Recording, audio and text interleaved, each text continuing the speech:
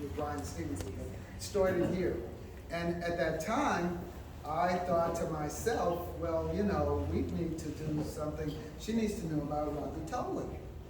And so I called up Marion, and I said, hey, this is John Guest, we need to do something. Ava's doing this program. She needs to know about Robbie Tolan.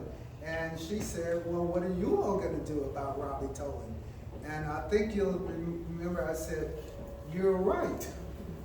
You know how you got that flash there and like, really? So we had started, Ted, and we got a bunch of artists, and I'm going to bring up the artists on this piece in a few minutes, but Ted Ellis had started, we started to say, these are the people, if you come to Houston, that are relevant to our story, that we don't want to forget what happened. And we had George Bland, Ted Ellis had done that, and that inspired another artist to say, I need to do something that good. And we put Sandra Bland, we've done an exhibition on Sandra Bland, and that's Houston. You come to our part of the town, these are the people that we have. And at that point, I'm talking to Marion, and saying, oh my God, that's right.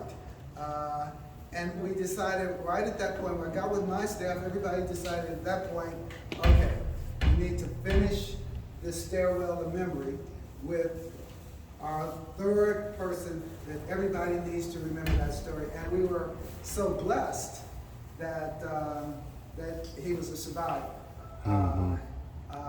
You know, when we talk to Sandra Bland's family, they want to say they have Sandy still speaks.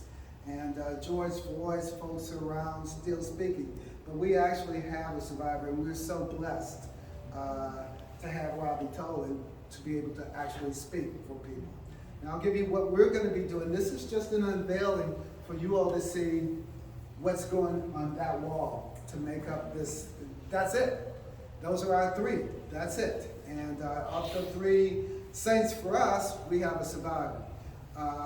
But so what we're doing is, because we're blessed to have a survivor, in February during Black History Month, we will inaugurate our national Robbie Tolan lecture. We'll give you the details on the dates and everything, but at that point, the first one will be a lecture by Robbie Tolan.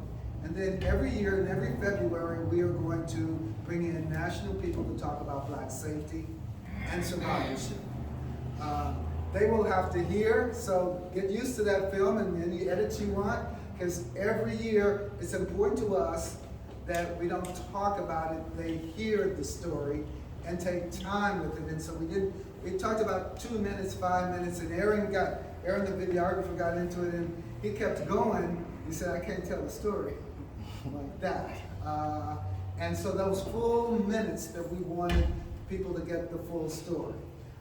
So if there's one person to thank, it's this woman who wasn't going to be intimidated and brought it to a natural. I mean, you understand, I think sometimes with Robbie Tolan, because we know the story and he's the homeboy here and he survived, we forget the depth of the tragedy that occurred.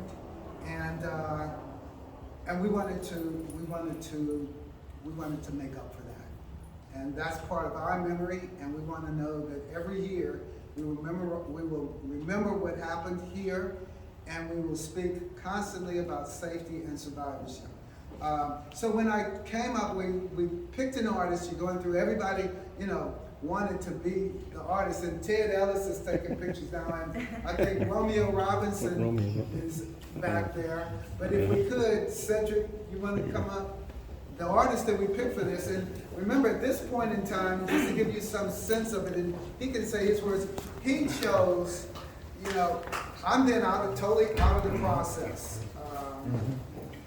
That's he's got to do his interpretation, and whatever it is, he had to pass it by Robbie and see if that worked. So you want to talk, Cedric?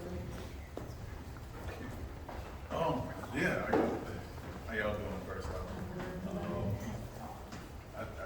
This was all about timing for me, and I'm just kind of on the outside looking in, and the biggest challenge for me, I felt, was just to portray somebody in their greatness as he's still here, you know, and with that being the difference with the other two portraits, so that was the thing that I was kind of scared about, making sure that I, you know, portray Robbie in a respectful way, you know, that you know, still celebrates him now, you know, as he's here, still standing right beside us. Most of really what I got to say is when it's unveiled, though, and it's kind of the process of how things kind of came out. But I will say, going back to Guy's time, and John probably didn't know this as much, but I can't say anything more than the Guy's time. It's good because of who I am and how I grew up, and knowing Mr. Tolan and Robbie, of course, in their baseball background. Just as long as I've been an artist, I played baseball. I started both at 5 years old and being so passionate with it. And not to get into my story, but we were getting into high school, and I kind of allowed that to get away from me because of other people and certain prejudices and so forth. And I allowed it to affect me in a way that I literally think about it every day and kind of go back to it. So something that I kind of wish that I could go back in and kind of change, but I'm doing my art thing, so I'm having fun with that, and it's so pleasing to me. And it was just so amazing that John would ask me to take on such a project, such a collaboration at this time, knowing some of my history with Robert. Wow. Right.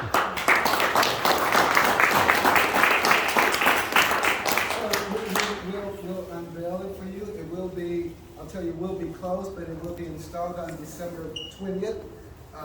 And so that when people come back in the new year, they'll see a lot of this place will be transformed, but they will see that stairwell of memory. And there's a big article that's going to be written about the changes of this place with the Houston Chronicle, and that's going to be very much part of the story. And then in February, we're going to inaugurate what will be there every year. It's a reminder. It's we remember, and we do. So you want to? Bobby, you want to? No, we're going to stand and look.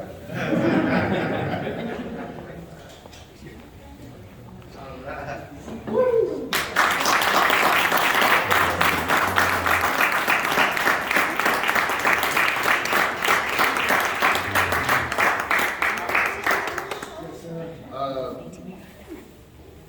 Thank you guys for being here, first of all. Cedric is very thorough, isn't he? You got my wrinkles and everything. He gave me a little bow tie to smooth it. But I think he gave me a little less gray hair than I actually have.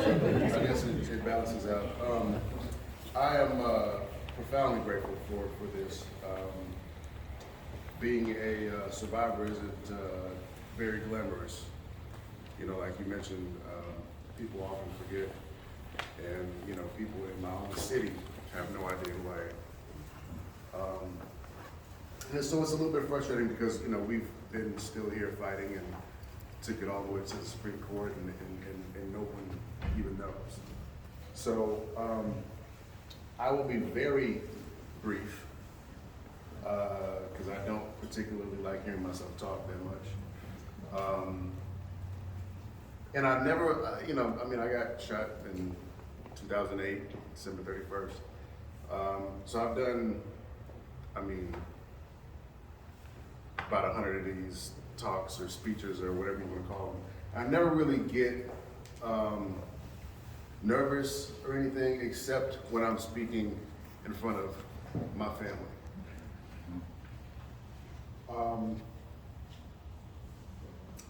You know, they were there. This is what my hospital room looked like.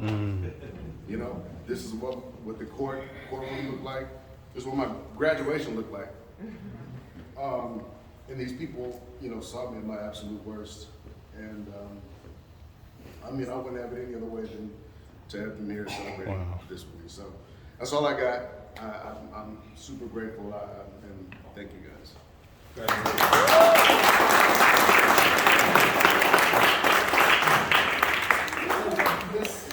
You're welcome to take your time with it.